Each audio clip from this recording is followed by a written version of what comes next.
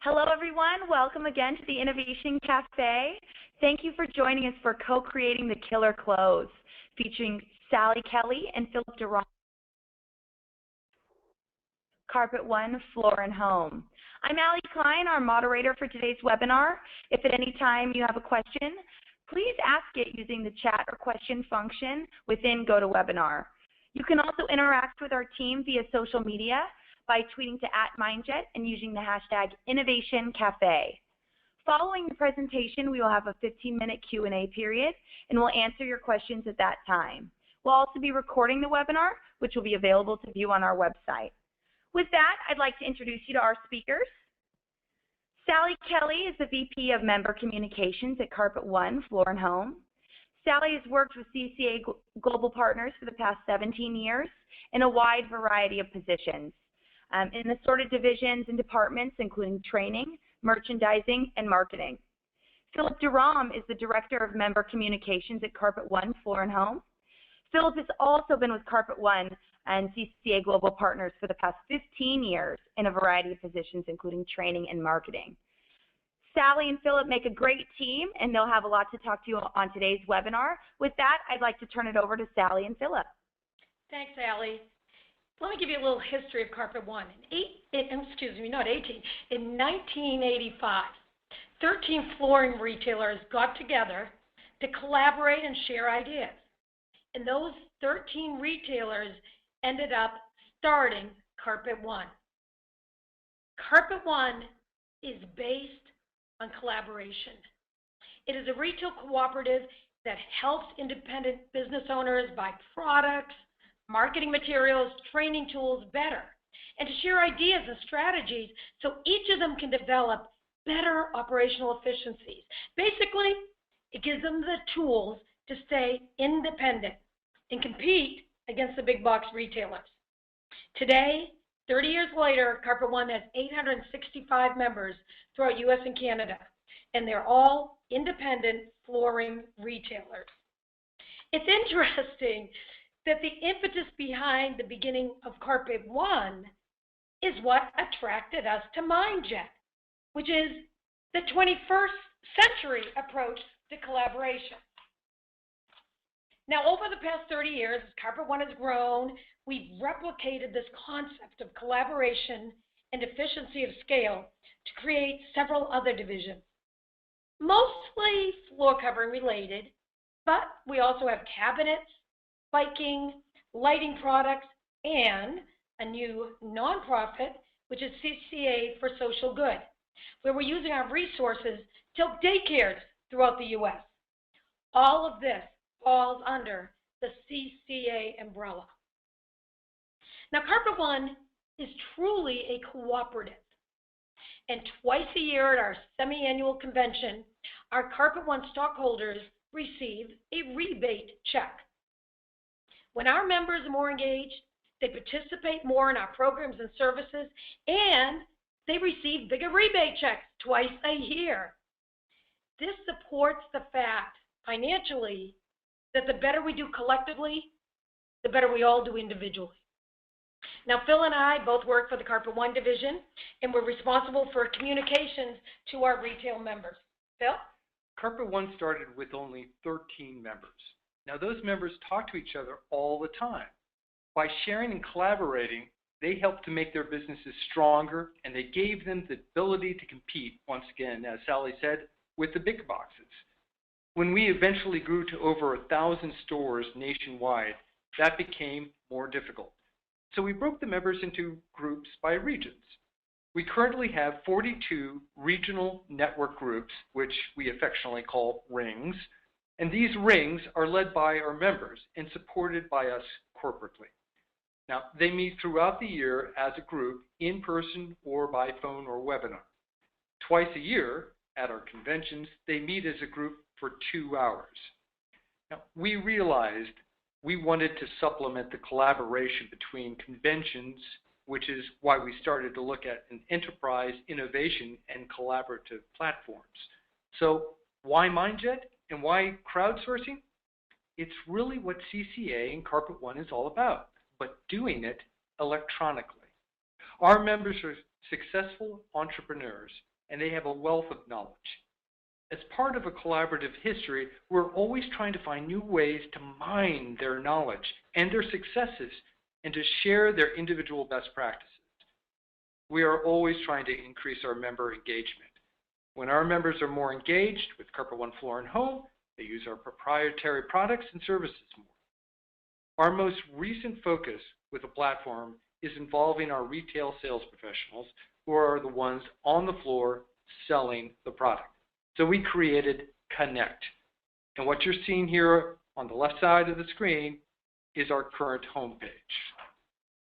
Today, we are going to talk about two challenges we created using our Connect platform. Member Madness, on the left, was designed specifically to engage our members, and on the right, the Killer Closed was designed to engage the members' sales professionals. Sally? Thanks, Phil. So for our first challenge, Member Madness, we decided to build on the camaraderie of the regional network groups and their sense of competition. We were actually inspired to create Member Madness after we attended Spigit's Innovation Summit User Conference.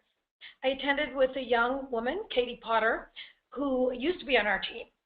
And she and I sat down after the conference. We talked about how we could use these wonderful ideas to create a contest that would build on the strength of our in-person convention and somehow link it online, with our goal being to engage more members with Carpet One and with each other. Now, Katie loves basketball. I don't really get either basketball or brackets, but she, Phil, and I landed on the March Madness theme. And you would not believe how many meetings it took for them to get me to get the brackets. That's why in a few minutes I'm going to have Phil take over explaining the brackets. And we decided that part of the contest, we needed to build on a couple of things.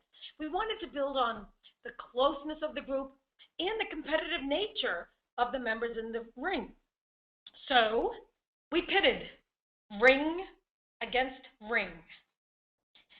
Now we combined some of our smaller rings into super rings, so each team had roughly the same amount of players, around 25 to 30. And everyone named their team to give it its own fun identity. And every round, we gave every team in the division the same challenge to answer. And each team came up with just one answer. And we know that our best time to communicate with our members is when we have 90% plus of them in attendance, and that is at our conventions. So we designed this program to run 6 months, which is the time between conventions. We launched in January at our winter convention, and we had the finals at our summer convention in July. After our launch at convention, we moved the competition from in-person to online and virtual. And then we brought it back to in-person at convention for the finals. Now, I think our next slide is a bracket. So Phil, take it away. So here's how it worked. We had 4 teams made up by our rings, which were put into 8 different divisions. The divisions were named after our exclusive Carpet One Floor and Home products like Relaxed Sleeves, Laminates for Life, Selectifloor, Invincible, and Tigressa. The first round produced only 1 team that would go to the second round for each division. As you can see, we had a total of 4 rounds that lasted 6 months. We started at convention at their 2-hour ring dinner meeting. During their ring dinners, all members discussed and started identifying solutions to the specific challenge. We told 4 teams that they needed to present their solutions next day on stage. They were not thrilled, but they did. And we didn't know what to expect, right, Phil? Exactly. The 4 teams in the Laminates for Life bracket presented their answer to the full membership the next day. Their challenge was simply this: what is your team's best idea on increasing close rates for sales professionals? Now, each team had 2 minutes to present their idea, and with the use of applause meters, we determined a winner that would advance to round 2 for that division. Now, before you move the slide, if you could go back, if any of you are wondering what Phil and I look like, we're the 2 reps. I'm the smaller one, and he's the taller one. Yes. Continue, Philip. Thank you. Now, throughout the next month, challenges were given to each of the remaining 7 groups for round 1. These groups had to come up with their solutions and post answers using the Spigit Engage/Connect site. Now, these answers were then voted on by the entire membership to determine winners going to the next round, round 2. We continued this process for round 2 and round 3 over the next 5 months.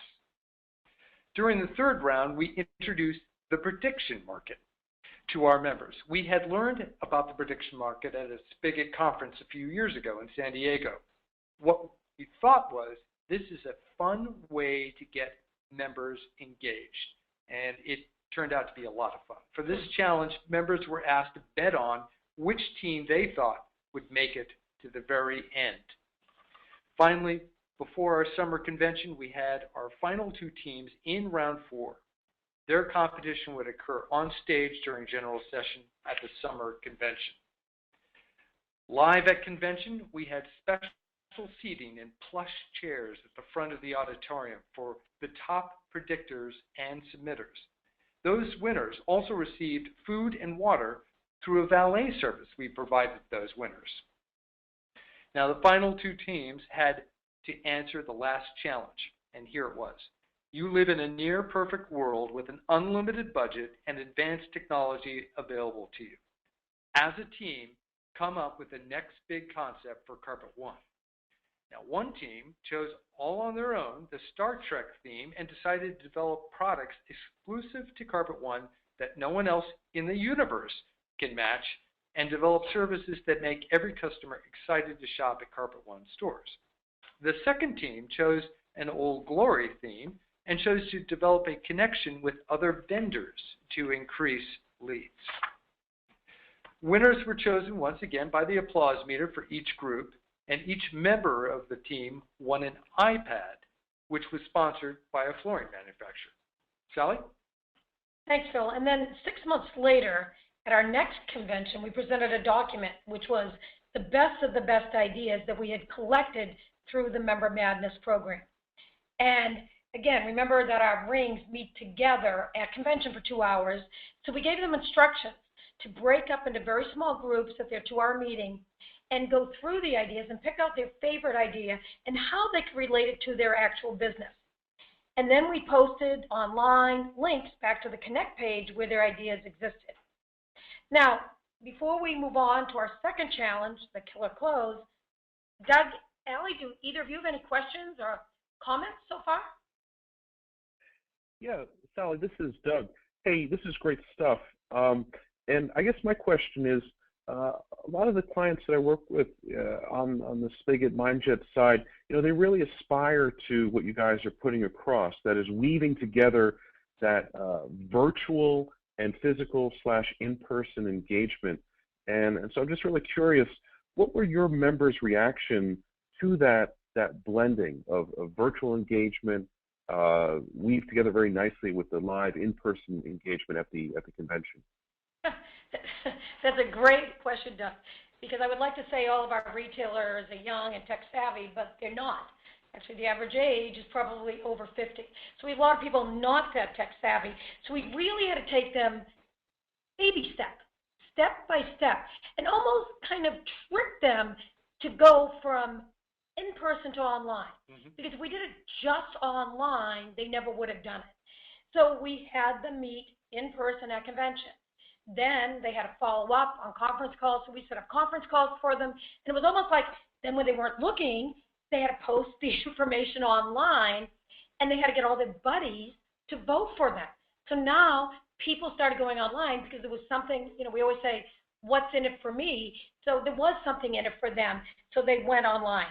Phil, do you want to add anything? Yeah, it got very political. I mean, they really started to give gift cards to other members to try to get them to vote, and they got excited about it. Yeah, and it was very interesting. Near the end of one round, we always said it ended on Saturday night at midnight, and then went on for several weeks. And then one weekend, Philip and I started getting emails throughout the weekend. Well, is it midnight Colorado time? Or is it midnight Florida time? Or is it midnight Hawaii time? So we started saying, goodness, we actually ended it on Monday morning. We didn't want them to know. So we just kind of randomly threw out something, and then we were getting emails. And I actually ended up talking to one of our members from Idaho on Sunday morning. I said, relax, it's only an iPad. Don't worry. Are you ignoring your business with the iPad? So they actually did embrace the technology. They embraced the online. And I think the competition, as we find, doesn't matter, as Phil says, it's a $5 gift card. They will compete like crazy for a $5 gift card. Cool. And so, Sally, Phil, on that subject of engagement, how did the prediction markets, what folks familiar with Spigit would know as the ideation markets function, how did that work exactly? Okay, well, Doug, I was honest, admitted I didn't really understand brackets. I also didn't really get the prediction market, but we could see that, honestly, the contest was going on for a very long time. 6 months, in hindsight, is a long time to keep everyone engaged, and especially the people who may have lost in one of the earlier rounds. So we talked to people from Spigit. We said, what can we do? And they brought back the prediction market. And of course, young Katie, who was like 25, said, oh, that's so cool, let's do it. And she sold it to Phil and I. So we said, okay, we're about 2/3 through, let's try it. And again, I mean, way beyond our expectations. The people were competing with each other to be the top.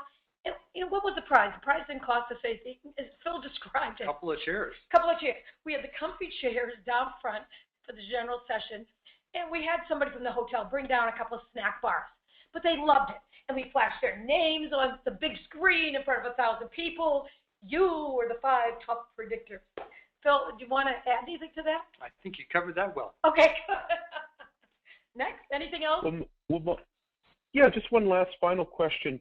So one of the common thematic elements of the presentation so far is this idea of creativity, engagement through creative means, helping people express their own creativity on some of these thorny questions around, how does one close a sale when someone comes into one of the Carpet One retail stores? And I just was very curious, kind of as a closing question, what was it about creativity during this challenge? Why was this expression, your expression of creativity and giving the members a chance to express their own creativity, how did that become such an integral part of what you were up to here? That definitely created the energy. It was amazing to us. We gave them a bare set of ideas of what to do, and they just took it on their own to be creative and to come up with this idea, as Sally said, to come up with maybe a poster on their own, or to do something that would be a little bit different, create their own PowerPoint. They just got into it very much. And other members told us afterwards at the conventions how they loved that convention because they were seeing other members talking about something that they were interested in. We all know we like to have fun. And the more enjoyable something is, the more memorable it is. Yeah, when we actually launched it at that very first convention, that winter convention, we gave them a blank page. And after the dinner meeting, we were at the exhibit hall, and I still remember the member running up to me and Phil saying, okay, I got a stick. We said, you got a stick? What do you mean? Well, we created a PowerPoint for our presentation tomorrow. And I'm like, seriously? We thought they were going to be 4 somewhat boring presentations. They weren't at all. Then someone else came up to us and said, can I get a poster made? Is there a business center here? And I'm like, yes. So we had no idea what to expect. And when they got up there, they were funny, they were clever, they still made a point. The team that actually won had this huge, oversized poster of a puppy dog. And he said, if you buy from our salespeople, we will donate money to the shelter to not kill the dog. So by buying from our salespeople, you will save the puppies. Can I hear a chant? Will you save the puppies? And everyone started cheering. So we knew they won the first round. Fair winners, absolutely. Should we continue on, or do you have anything else? Oh, no, most appreciated. Thank you. Okay, so then our second challenge was the killer close, and this we geared more towards sales professionals. Because we wanted sales professionals to practice using selling skills that we've trained them on while incorporating our exclusive products and our services to help close the sale. And our training department that year had also spent a lot of time teaching, focusing on selling to different personality types. So we included that also. So if you see the next page, we had a lot of fun with this. We created 5 customers with very unique and detailed personalities who are featured on the slide. Now, all of their names are play on the names of our proprietary flooring brand. So, for example, Mr. Bigelow, we have Bigelow Carpet. I love Sir Inovia because we have a line called Inovia. We have Lee's Carpet, we have Tigressa, and Resista. So that's what those pictures are illustrating. And we communicated the challenge, again, many different ways. We communicated it through email, videos, announcements on our intranet site. Here you have me playing a salesperson while this member of our team, Giselle, she played different characters, and she was fabulous in helping us design this whole program. And you can see here she's playing a female, then she's playing a male. We just had a lot of fun of it. It was a quick thing, and then I'd say, okay, how do I sell this customer? Go online now, immediately, go to Connect, explain how to do it. And it was funny, they got so involved. I remember one response said, Sally, you did not understand her personality type at all. She was shy, and you're just much too forceful. And I'm thinking, okay, does she know I'm acting? But not really in that scenario. So moving on to round 1. What we did in round 1 was we posted each of the fictitious customers' flooring requirements, and we did it on a separate page. So this was the page of Lady Tigressa. So sales professionals could answer, they could answer 1, they could answer all 5, they could answer 2 or 3. But they wrote their sales presentation online for as many of the characters as they wanted. Now, when we judged them, we said they had to relate to the specific personality of the customer, and they had to include a Carpet One specific product. So now we're engaging them to get more familiar with the features and benefits of our proprietary products. Then we asked the full membership to vote on their favorite presentation for each character with the thumbs up. So this round ran 2 weeks. Then we went to round 2. We determined, first of all, the round 1 winners for each of the characters, and we sent them sales objections. Then they posted their response online to the objections. And then when all their answers were posted, we used Pairwise to find the best response and further narrow down the field. And I don't know how many of you are familiar with Pairwise, but it's a great feature of the platform through Spigit that it's almost like the game of war, that you bring up 2 responses and you vote for the one, and it kind of sucks you in. I mean, I remember, Phil, I don't know about you, but I kind of wasted a day or a few hours voting on the Pairwise. It's a great way to go through a lot of ideas and have the good ones rise naturally to the top. It was. And then at the end of it all, we chose 5 finalists, and we sent each finalist a mug. There was a killer clothes mug. And we also sent them each a video from our head sales trainer, which was a coaching lesson, telling, well, this was good, but what if you did this? So we asked them to submit a 2-minute video of themselves doing the final close, which we call the killer close. We narrowed down the 5 to 2. And at the convention, the full membership would determine the winner. We showed the 2 final videos, and then we used a program called Poll Anywhere. And we had our 900-plus convention attendees vote on the winning killer close. And it's interesting because we didn't know. Again, we're not sure about their tech savviness. We just kind of introduced them to this polling, and we said, okay, it's break time. Come back in 15 minutes and make sure you vote. And we were shocked that 42% of the members actually voted, and the winner, I hope this person isn't listening, was not the one we expected. Now, the winner, Sierra Izzo, we did a write-up on our weekly electronic newsletter and intranet site, and she won an iPad mini. And in a few weeks, she's going to come to our corporate offices and dine with both the president of Carpet One and the co-founder and CEO of CCA Global Partners, as well as Sally and I. During this time, we will be taking testimonial videos with her and giving her a grand tour of the office. But the bottom line is this. Sales professionals became more familiar with with exclusive products and services, which help them become more valuable to their customers. And more importantly, they started using Connect and sharing ideas with other sales professionals. Now, prior to this, we really didn't have any sales professionals accessing the site, and our usage at Connect increased 40%. During the challenge, we had 57 salespeople share ideas, and over 500 users voted over the course of the challenge. Ultimately, the store owners had more knowledgeable sales professionals. Now, going forward, we plan to continue with the Killer Clothes theme. We have a program called Healthier Living, which provides a cleaner installation process, so we're calling this Cleaning House. We have new fictional customers, and there will be new opportunities for sales professionals and owners. And we always try to add something a little different or new. So this time, we're going to ask them to either answer us online or submit a video response online. And for every entry submitted, we're going to give a gift card, and we'll double its value if they use video. And we'll keep you posted. We're launching it next week. Absolutely. Via a webinar. I think that's it. So on behalf of myself and Phil, thank you for joining us today, and I hope each of you got at least one idea from our presentation. And if you have questions, we're going to provide our email address. So if there's any way we can help you further, just let us know. And now I guess I'll turn it back over to Allie. Allie?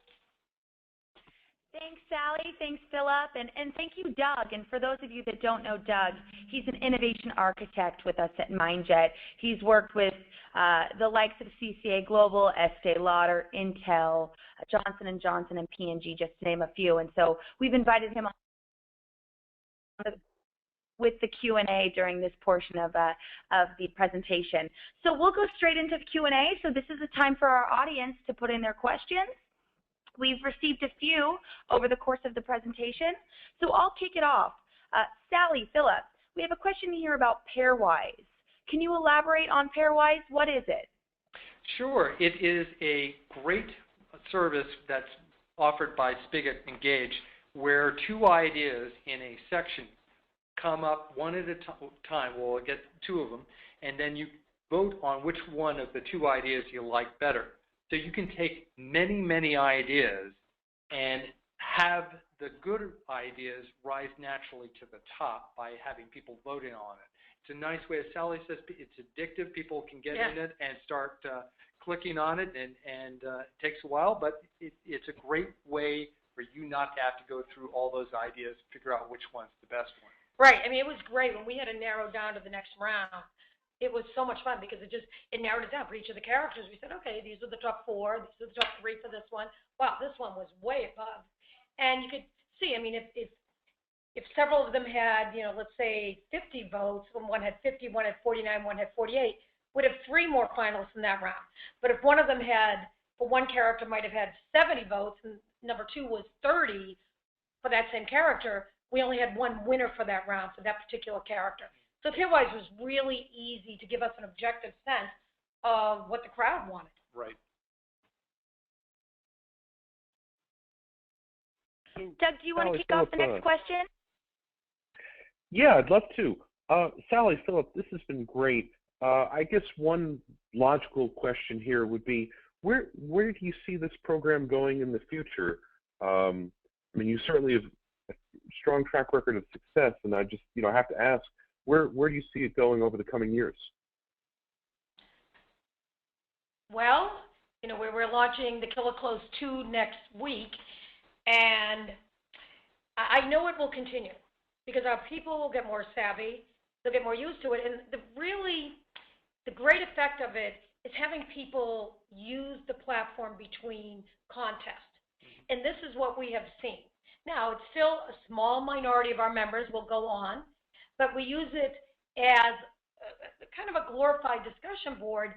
And between the Killer Clothes last contest and what we're getting ready to launch next week, the numbers of respondents has jumped phenomenally.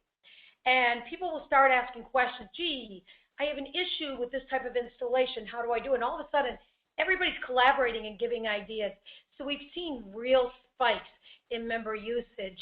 And in terms of creativity, I don't know how it'll do going forward, but I know it will include our members. It will include more members, hopefully more sales professionals who are on the firing line, and we will continue to blend the in-person and the online. So we can communicate not only at convention, but also between conventions with our key ideas and programs. And adding to that, it's amazing to me how many times things that have been posted in the past, people can still find if they do a search. So if they're looking for a specific topic, they can find that and find out what other members have done with that particular issue. And so we're building up this library, and we hope to continue to get people engaged in that and excited about adding their own ideas, because they may not think it's a good idea, but it really, truly can be. Cool. Cool. And I guess, this leads me to my next question, which is many of our clients, they aspire to create, to foment, if you will, a culture of innovation where people can, openly express their creativity, their ideas relative to the very real business problems that face their organizations, their enterprises. And you've got something here, something good that I think a lot of people would love to have too. So in that spirit, I was wondering, what, for someone who's just starting, who hasn't done their first killer close yet, what sort of guidance would you offer, say, someone who's, they're thinking about, oh, yes, we're going to have our next all-hands meeting or our next sales meeting. And, typically we bring people together in person exclusively, and we present to them, and then they go home, and we hope that some of it's sunk in. But we really think we can do better than that. What guidance do you offer, those individuals who are starting down this path or wanting to? Start small. Start simple. Member Madness was, honestly, in hindsight, for our first big attempt, way too long. The 6 months was hard to sustain. I would report it on my senior management teams every week. I think everyone was sick of it by the end of the 6 months. Even though the members, the engagement level we built was phenomenal. But I would suggest somebody start with something simple, a simple contest. But you always need to give the other thing is you need to give rewards. It's amazing what people will do for a $5 gift card. Right. We like the idea of doubling. It's interesting. We have some sales professionals from around the country in to give us some feedback on a certain product line. So I was just in with them before this meeting, and I was talking to them about our contest next week. And none of them had participated last time around. And one woman had said, oh, I love the fact that you're giving Amazon gift cards. And I said, okay, I'm going to make this offer. Now, remember, it's a $5 gift card. It's not big. I said, for everybody in this room, I'm doubling it if you participate. They were so excited. They couldn't write down fast enough the details. So the size of the reward, if you're with a smaller budget, the size of the reward doesn't matter. It's just rewarding somebody with something. You heard how we did the free thing at our convention. So think, how do you reward? Is it something that costs money, or is it just acknowledgement on your website? Is it a picture of them? We're bringing this woman to Carpet One, this young woman, Sierra. She is so pumped about it. Yeah. Phil, do you want to add anything? I would say, in addition to that, try to keep it fun, because when it's fun, people will participate, and they do. And they retain better, and they do the most mundane tasks. Even though it is mundane, they will do it because it's fun. Yeah, and just make sure your objective is clear. What are you trying to accomplish? Obviously, we're trying to accomplish, get more people on the site because we can communicate better with them. But ultimately, why are we doing that? We're trying to engage them. That's our goal. So always write down clearly what is your objective. Agree on the objective, then figure out how to achieve it. Excellent. I think that's excellent guidance. Most appreciated. Yes, Sally, Philip. So another question I have is going back to the Member Madness Challenge. A question we have here is, what did you do with the winning ideas? Go ahead, Sally. Okay. Well, we made this folder. We made a tri-fold folder where we took the ideas and then we organized them. So we organized them for sales motivation. We organized them into a category, operational ideas. I'm trying to think what else. Installation ideas. Efficiency ideas, marketing ideas. and we took them to the coordinators. The coordinators are the volunteers who run these rings. So Phil talked about the 42 regional network groups we have. Each of them elect one of their own as a coordinator, and Phil and I meet with them monthly. So we would talk them through. I said, okay, here are the ideas. Here's an agenda for you. So if you have a meeting, sit down with them. Each month, go through a different section. Go through marketing at one time. Go through operations at another time. And we also posted them online so people could comment and add ideas. Oh, I tried this. This is how it worked, or this is how it didn't work. Maybe if you did this, it might work better. Right, and those ideas have been growing even since that time. So yeah, we actually brought them back about a year later. Our CEO, Howard Brodsky, and our president, Eric Demery, they created this thing, 10-10-10, 10 ideas in 10 minutes to make you, I don't know, $10 million? $10,000. $10,000. And we pulled them from the Member Madness ideas. Because we find you can use them once, but guess what? They have a long shelf life a lot of times because everybody doesn't act upon all the ideas. When you develop that, when you gather that many ideas, and as Phil said earlier, they're all posted on our platform. So all you can do is search marketing, and you're going to bring up these marketing ideas. Thank you, Sally. Thank you, Philip. So one final question here as we're getting close to the hour here. The question that I would like to ask, and this comes from the crowd, is, and Doug, actually, you might have some feedback on this question as this is something that Spigit Engage has functionality for. Did you consider awarding participants with award points that they could accumulate over time for participating and then redeem them for a choice of merchandise from a catalog or a store? It's interesting you asked, and I'll let Doug jump in a minute, because I was in a senior team strategy meeting, and we were talking about member engagement yesterday, and we were talking about doing that. So no, we did not consider it at this point, but going forward we will. So Doug, do you want to add to that? Yeah, I find that some clients go down that path, that is, create the virtuous circle of engagement, earning points, reputation-weighted points, being given an opportunity to redeem those points kind of within the Spigit environment. Other clients do exactly what you did, which is the resolution/redemption happens outside of that circle, and each way has its merits.